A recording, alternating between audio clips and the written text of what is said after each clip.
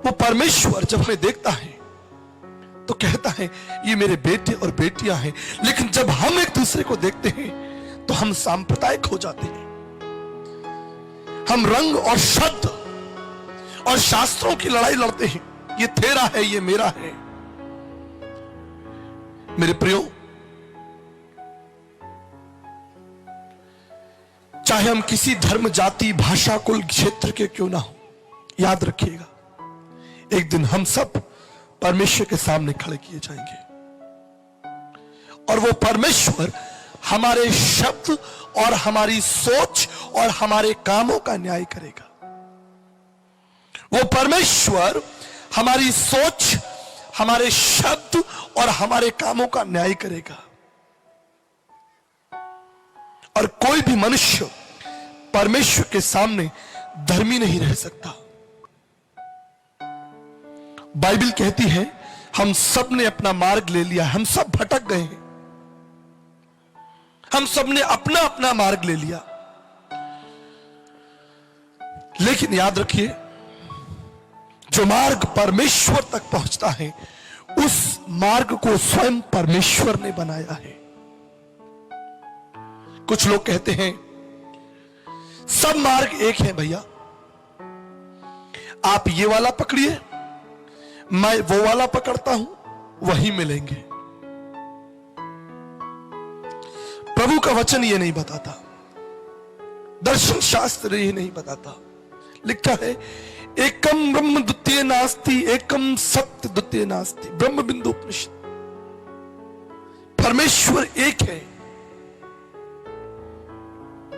एकम पंथा, एक पंथ है, परमेश्वर तक पहुंचने का एक मार्ग है। आपके घर में घुसने के लिए कितने दरवाजे हैं? बाइबल कहती है चोर मुख्य द्वार से नहीं आता, चोर छत पे चढ़ता है, खिड़की से आता है। लेकिन जो मेहमान है, जो आदरणीय है, जिससे हम प्रेम करते हैं, उसको छत पर चढ़ने की आवश्यकता नहीं है। वो सम्मान के साथ उस मुख्य द्वार से प्रवेश करता है। इसलिए वचन में लिखा है उस परमेश्वर तक पहुंचने का केवल एक मार्ग है और एक द्वार है, और वो है प्रभु यीशु मसीह।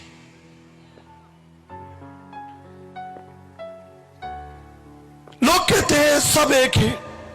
सुनिए, इसलिए कहते हैं क्योंकि उन्होंने वचन नहीं पढ़ा। अगर वचन पढ़ा होता तो कोई ये नहीं कह सकता सब एक है। जब आप आलू के, टमाटर के ठेले पे खड़े होते हैं, अपनी बड़ी बड़ी आंखें खोलकर टमाटर और आलू को चुनते हैं। क्यों? क्योंकि उस भीड़ में पुराने सड़े हुए टमाटर भी और सड़े हुए आलू भी रखे। तब आप आंख बंद करके ये नहीं कहते कोई भी ले लो सब एक है। टमाटर, भिंडी, आलू चुनने के लिए आप अपनी समझ, अपनी बुद्धि, अपने विवेक का इस्तेमाल करते हैं। लेकिन जब ईश्वरीय पंथ की बात आती है, परमेश्वर की बात आती है, सब एक है। ये आलसियों की पहचान है। जो व्यक्ति ये बात बोलता है सब एक है, मैं कहता हूं वो एक आलसी प्राणी है। मेहनत नहीं करना चाहता, ढूंढना नहीं चाहता, प्रयास नहीं करना चाहता। कई बार हम एक छोटा सा खेल देखते हैं जो अखबार में आता है, रास्ता ढूंढो। मालूम है आपको कितने लोगों ने खेला है? हाथ उठाइए। रास्ता ढूंढो अखबार में आता है, मैगजीन में आता है। हम देखते हैं कि उस गेम में, उस खेल में घुसने के लिए, आरंभ करने के लिए, प्रारंभ करने के लिए 3 या 4 मार्ग होते हैं। 3 या 4 मार्ग होते हैं, लेकिन उनमें से केवल एक मार्ग है जो आपको निकास तक लेकर जाता है। बाकी दूसरे 3 जो मार्ग हैं या जो 2 मार्ग हैं वो थोड़ी दूर पर जाकर रुक जाते हैं, अटक जाते हैं, बंद हो जाते हैं। इसलिए मैं आपको सचेत करना चाहता हूं कि आरंभ में आपको सब मार्ग एक लगेंगे, लेकिन जिंदगी के अंतिम क्षणों में या जिंदगी के बाद आपको अफसोस होगा।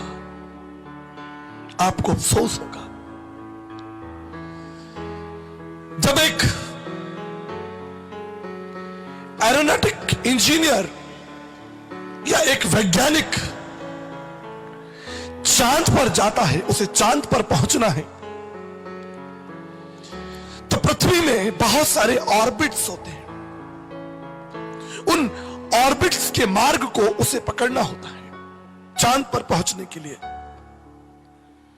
और उस वैज्ञानिक के लिए जरूरी है कि अगर वो चांद पर पहुंचे तो जरूरी है कि वो ऑर्बिट नंबर 24 से जाए। अगर वो ऑर्बिट 23 या 25 या और दूसरे ऑर्बिट पकड़ ले, वो कदापि चांद पर नहीं पहुंच सकता। उसके लिए आवश्यक है कि वो ऑर्बिट नंबर 24 से जाए। बिल्कुल इसी तरह ईश्वरीय ज्ञान, ईश्वरीय समझ, ईश्वरीय समर्पण, ईश्वरीय रास्ता सिर्फ एक है। इसलिए यीशु मसीह ने कहा है, मार्ग, सत्य और जीवन मैं ही हूं।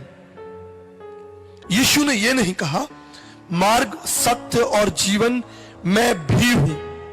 रुक जाइए, वह लिखा है मार्ग, सत्य और जीवन मैं ही हूं, बिना मेरे द्वारा कोई उस राज्य में प्रवेश नहीं कर सकता। No one can enter.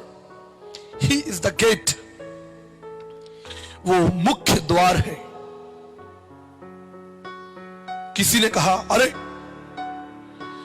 यीशु मसीह तो घमंडी है, बोलते हैं मैं द्वार हूं, मैं जीवन का जल हूं, मैं जीवन की रोटी हूं। मैं शब्द तो घमंडियों का शब्द है, घमंडी आदमी बोलता है। रुक जाइए,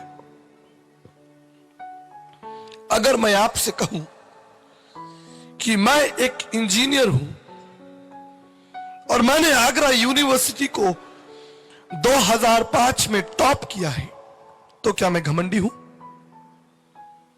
मैं इंजीनियर हूं तो मैंने कहा है, मैं हूं तो हूं। इसलिए प्रभु कहते हैं मैं हूं सो। हालेलुया।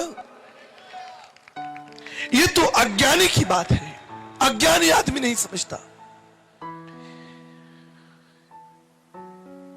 एक कबाड़ी